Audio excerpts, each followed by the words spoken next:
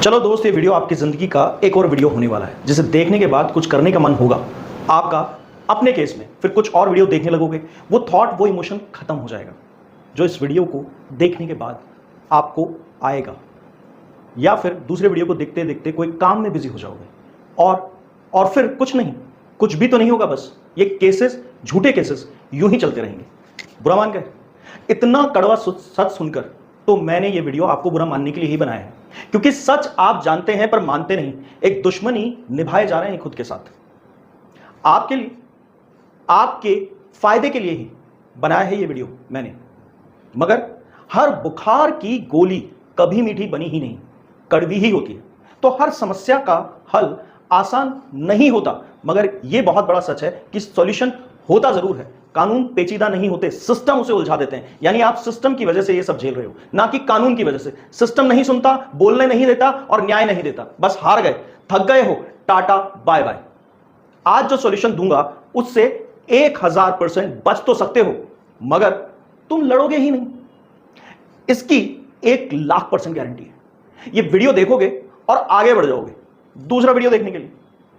बुरा ही मानना है तो खुद से मानो ना, मगर खुद को तैयार मत करना कानून की ताकत पहचानने के लिए।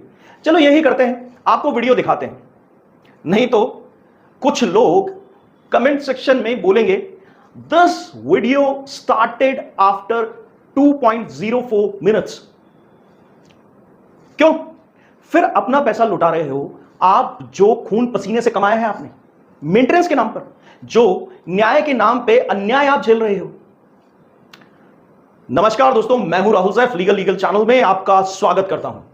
अगर मेरी बात का बुरा लगा हो तो बुरा जरूर मानिएगा, मगर यह जरूर कहूंगा कि एजुकेटेड होने के लिए हम कुछ कोर्सेज चलाते हैं। हम इन कोर्सेज के अंदर अगर आप इंटरेस्टेड हो तो वीडियो के लास्ट में डिटेल बता दूंगा, अगर लास्ट तक आप इस वीडियो को देख पाते हैं या देखते हैं तो।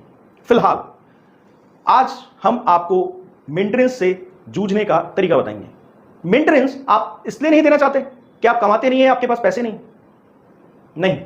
बल्कि इसलिए क्योंकि आपकी बीवी कोर्ट में झूठ बोल रही है। झूठा केस किया उसने, केस में वो कुछ भी सच नहीं बोल रही है, बल्कि वो तो प्रोटेक्टेड हो जाती है कभी कभी उन कानून की अनदेखी करने वाले जजेस से, जो जानते सब हैं मगर मनचाहा बर्ताव करके उसे मेंटेनेंस दिलाना ही चाहते हैं आपकी जेब में से निकाल के, बिना किसी सबूत के। इसलिए आपका रैशनल माइंड, यानी तार्किक आपकी जो बौद्धिक क्षमता है, आपका रैशनल माइंड जो है वो कहता है या चीखता है, व्हाटएवर, कि आप उसको कोर्ट में झूठ बोलने का इनाम क्यों दें। किसको? आपकी बीवी को। अब हम समझते हैं इन 7 जरूरी पॉइंट्स, और एक वीडियो के अंत में सरप्राइज के लिए तैयार रहिएगा। मेंटेनेंस लग गया हो तब भी नहीं, लगा हो तब भी, कैसे झूठे केस में मेंटेनेंस देने से बचें। पर पहले वो लोग जिनका मेंटेनेंस कल परसों लगा है और जो काफी समय से दे रहे हैं, तब भी आप झूठे केसेस में, जो कि बिना सबूत के लगा है, मेंटेनेंस देना बंद कीजिए। जी हां, आप सही सुन रहे हैं। तब ये रास्ता जो मैं बताने जा रहा हूं आपको आसान लगेगा। क्या कहा? रिस्क लग रहा है? वीडियो पूरा देखो। पॉइंट नंबर 7 में सॉल्यूशन है, जिसके लिए 3 नंबर पॉइंट देखना बहुत जरूरी है। अगर 3 समझना है तो 2 नंबर और 4 के पॉइंट जरूर देख लेना, वरना कंफ्यूज हो जाओगे 6 पॉइंट्स आते आते। तो 6 पॉइंट में और 6 पॉइंट से ही समझ में आएगा रिस्क कैसे ब्लॉक होगा जेल जाने का। तब 6 की वजह से ही 7 पॉइंट में मेंटेनेंस खत्म करना चुटकियों में समझ जाओगे। चलो अब पॉइंट नंबर 1 से बात शुरू करते हैं। जेल जाने का सबसे जरूरी डर निकाल दो। है हिम्मत? नहीं, इसमें हिम्मत दिखाने जैसा कोई काम नहीं है। यह सिर्फ दिमाग का खेल है। आसान है इसीलिए कह रहा हूं। जो आपको यह खेल खेलना है, जो कि सिखाती है कानून की सुप्रीमेसी, यानी कानून की जो एक तरीके से सर्वाधिकारिता है। क्या कानून हमें बचाता है जेल जाने से? तो मैं कहूंगा हां, जरूर बचाता है, बिल्कुल। अगर आपका केस झूठा है तब। जी बिल्कुल। तो फिर लोग जेल क्यों जाते हैं? आइए समझते हैं पॉइंट नंबर 2 से। जेल क्यों चले जाते हैं लोग? क्योंकि उन्हें भेजा जाता है। क्योंकि हर कोई भेजने वाला जानता है कि आप कुछ नहीं जानते, हां नहीं जानते, तभी आपको हर कोई बेवकूफ बना देता है, खुद आपका ही वकील। क्योंकि जेल तो छोड़िए, बेहतरीन ईमानदार वकील और जजेस तो मेंटेनेंस भी नहीं लगने देते झूठे केसेस में, जेल जाना तो दूर की बात है। और ऐसे ही ईमानदार और बेहतरीन वकीलों और जजेस के शानदार जजमेंट्स पर ही हम बहुत सारे वीडियोस भी तो बनाते हैं, जिनको हम लैंडमार्क जजमेंट्स भी कई बार कहते हैं। तो फिर क्या किया जाए? प्रतिकार, रिटेलिएशन कीजिए। अब इसका मतलब रिएक्ट करना ही निकालिएगा, बदला लेना मत निकाल लीजिएगा। कई लोग कहेंगे साहब बदला ले लें, नहीं। खैर, आपका वकील कैसा है? खालिस, ईमानदार। इसके लिए पॉइंट नंबर 3 समझ लेते हैं कि प्रतिकार करने से पहले क्या जज को आपको जेल भेजने का राइट है? यानी जज आपको जेल भेज सकता है मेंटेनेंस नहीं देने के बदले? तो जवाब है हां, मगर नहीं भेज सकता। अब आप सोच रहे होंगे क्या कंफ्यूजन है यार, भेज सकता है नहीं भेज सकता है? यही वो डर है जिसकी बात मैंने पॉइंट नंबर 1 में की थी और आप यहां पकड़े गए। टेस्ट कर लिया यहां मैंने आपको कि आपको कोई भी अभी भी डरा सकता है आप जेल जाएंगे, जैसा कि मार्केट में हर कोई बोल रहा है जेल जाओगे जेल जाओगे। या तो जो आपको ये बात बोल रहा है जेल जाओगे वो नॉलेज नहीं रखता, या वो एक साजिश रच रहा है, वो चाहता है कि आप जेल चले जाओ।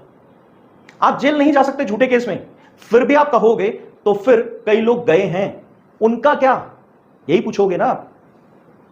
तो अब ही तो बताया ना मैंने, अभी तो बताया ना मैंने सेकंड पॉइंट में क्यों गए थे, क्योंकि जानते नहीं थे। तो पहली चीज तो ये कि उनके जिनके भी बच्चे हैं, अपने जिनकी बीवी उनके बच्चों को लेके बैठी है, उससे बच्चे लेने के लिए, बच्चे को मेंटेन करने के लिए एप्लीकेशन लगाइए कि मेरी बीवी बच्चे पालने में असक्षम है।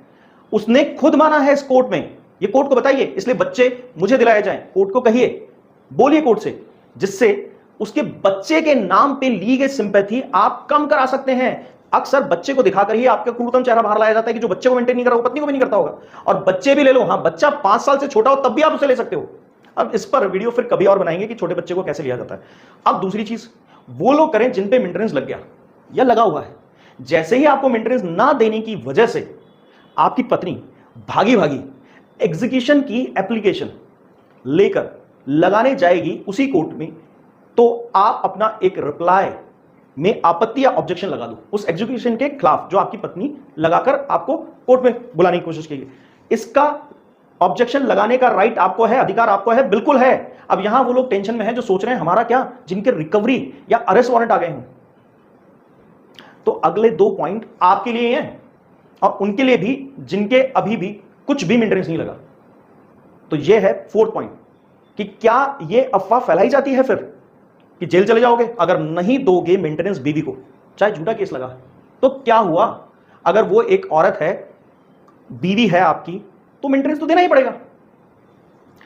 सोचा है? चलो छोड़ो ये अफवाह वाली बात, फिर कभी इस पर मैं आपसे आगे बात करूंगा किसी और वीडियो में। कोर्ट में दिए गए आपके रिप्लाई ने आपको फंसा दिया है। जी हां, जो रिप्लाई दे दो कहकर आपसे रिप्लाई दिलवाया गया, तो रिप्लाई देता कौन है ये समझ लीजिए, जिसके खिलाफ केस में सबूत मिल गए। आपकी बीवी ने तो सबूत दिया ही नहीं।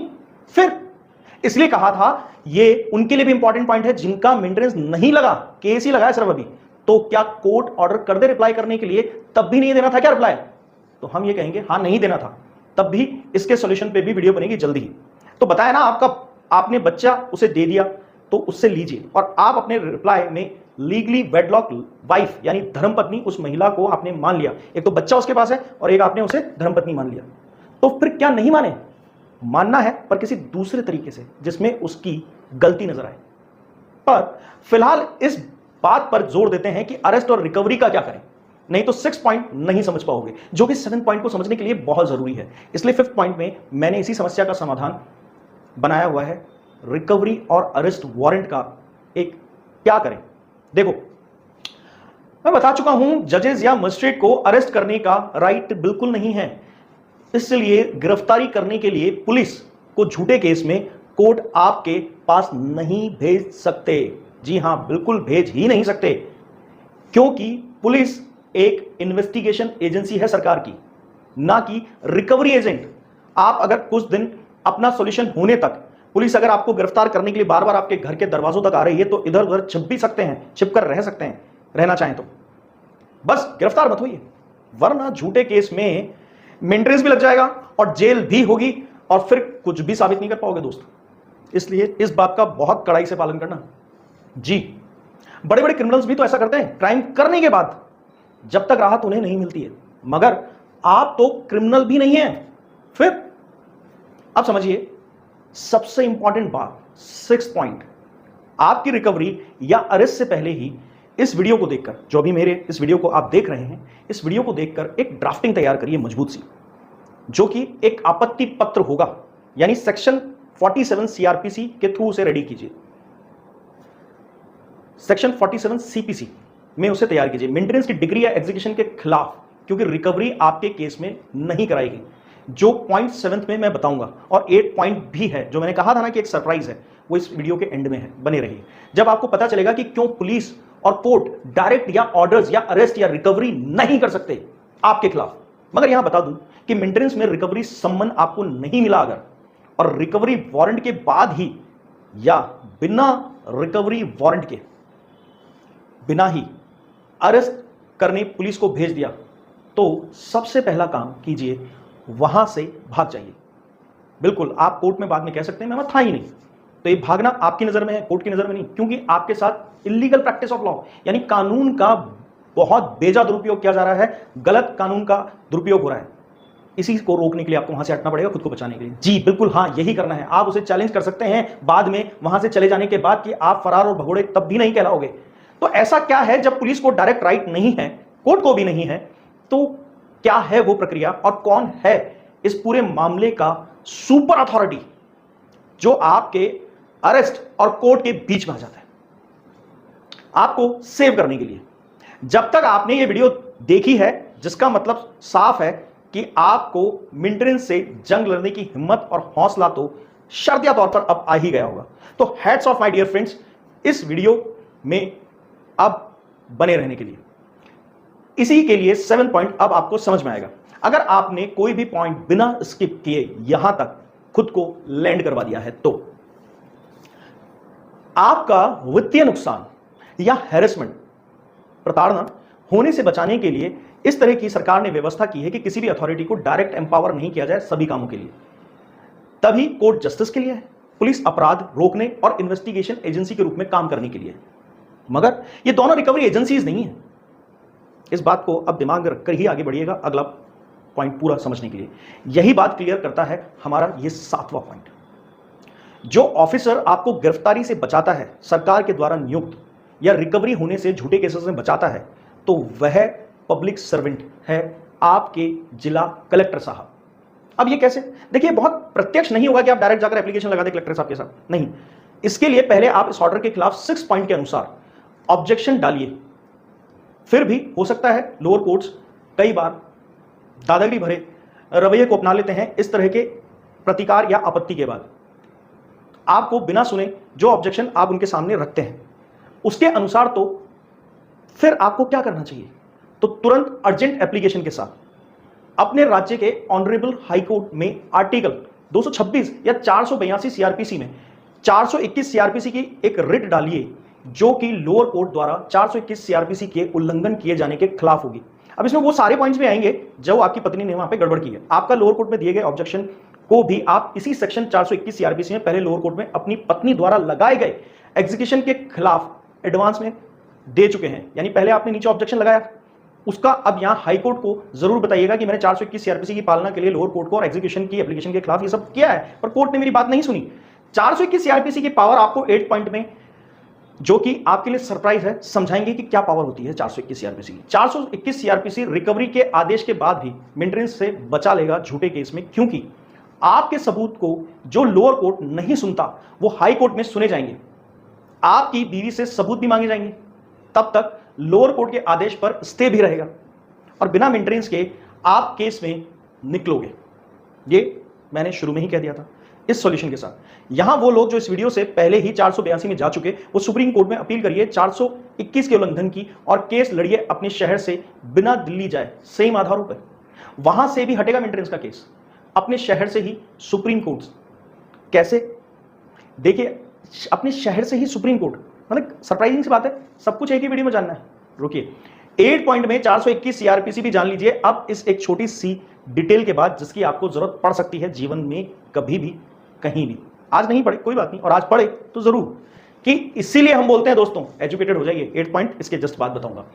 यह वीडियो जो है एक वीडियो है, इसकी लिमिटेशन समझाने में और समझने में दोनों हो सकती है, मगर हमारे कोर्सेज में सब कुछ खुलकर और बहुत बड़े तरीके से, बहुत ब्रॉड वे में समझाया जाता है। आपको लाइव ट्रेनिंग्स दी जाती हैं हर हफ्ते में, 2 बार देते हैं, वर्कशॉप्स भी होती हैं, लिटरेचर भी, कोर्ट डेट्स में सीधे सीधे गाइडलाइंस आपको पर्सनल असिस्टेंस के थ्रू दी जाती है, जिसमें मेरा भी इन्वॉल्वमेंट रहता है।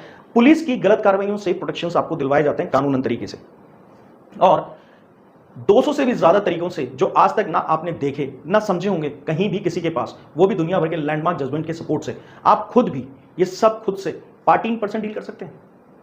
जी हाँ, बहुत लोग कर रहे हैं हमारे साथ, काफी लोग जिन्होंने आपसे पहले इन कोर्सेज को ज्वाइन किया था वो काफी कॉन्फिडेंट हैं, सेफ हैं। सबसे बड़ी बात, रिजल्ट्स उनके फेवर में आए हुए हैं या आने वाले हैं, वो भी बहुत कम टाइम में और खर्चों के बाद। खर्चे भी बहुत कम हैं। इन कोर्सेज का हिस्सा अगर आप होना चाहते हैं तो फिर व्हाट्सएप नंबर पीछे दिया हुआ है, इस पर मैसेज डालिए, डिटेल लीजिए और उसके बाद कोर्स ज्वाइन कर सकते हैं। 8 पॉइंट को सुनने के लिए बाद हमसे संपर्क कीजिएगा इनको ज्वाइन करने के लिए। कभी अभी आप किसी कानूनी समस्या से जूझ रहे हो तो भी इसी व्हाट्सएप नंबर पे मैसेज डालकर अपॉइंटमेंट लेके आप अपने आराम से बात कर सकते हैं, कानूनी सलाह ले सकते हैं। और इस वीडियो को लाइक शेयर सब्सक्राइब जरूर कीजिएगा अच्छा लगा तो। 8 पॉइंट पे आते हैं। देखिए 421 सीआरपीसी क्या चीज है। ये कलेक्टर को ऑथराइज करती है, इसकी एक समरी में आपको समझा देता हूं। क्या ऑथराइज करती है कि किसी भी प्रकार के रिकवरी के लिए, रिकवरी के ऑथराइजेशन कलेक्टर के को ही किया गया है। इनकी ही सिफारिश से अगर आप रिकवरी में सहयोग नहीं करते तब ऑथराइज होता है कि इनकी रिपोर्ट पर कि वो रिकवरी में सहयोग नहीं कर रहा है और गिरफ्तारी के वारंट निकाले जाते हैं। मगर कोर्ट ने कोई सबूत नहीं लिए, इसलिए वो रिकवरी के लिए कलेक्टर जैसे हाई अथॉरिटी को ऑथराइज नहीं करते या उनके पास अपनी रिकवरी की एप्लीकेशन जो है नहीं भेजते रिकवरी वारंट के लिए। क्योंकि आपने झूठे केसेस का ऑब्जेक्शन अगर कलेक्टर साहब के सामने डाल दिया तो कोर्ट के लिए मुसीबत आ जाएगी कि उसने झूठी रिकवरी क्यों करवाई, यानी कि आपके खिलाफ रिकवरी बनती नहीं थी क्योंकि मेंटेनेंस का कोई भी एविडेंस आपकी पत्नी दे ही नहीं रही है, तो वो खुद ही इलीगल रिकवरी करने लगते हैं बिना रेवेन्यू अथॉरिटी के। इसके लिए लोअर कोर्ट्स को सुप्रीम कोर्ट ने खुली गाइडलाइंस भी निकाल दी हैं और कई जजमेंट्स हाई कोर्ट्स के भी अब आ चुके हैं। इसलिए फायदा तो यह है कि आप कुछ जानते नहीं हैं, ये कोर्ट्स को पता है, बस डरते हैं और डरते रहते हैं। इसी बात का फायदा उठाया जाता है। अब आप देख लीजिए आपको क्या सोल्यूशन करना है, यही 8 पॉइंट था। और ये एंड स्क्रीन जब हमारा वीडियो खत्म होगा तो वीडियो आएंगे कुछ, तो उनको जरूर देखिएगा, बहुत काम के वीडियो हैं। फाइनली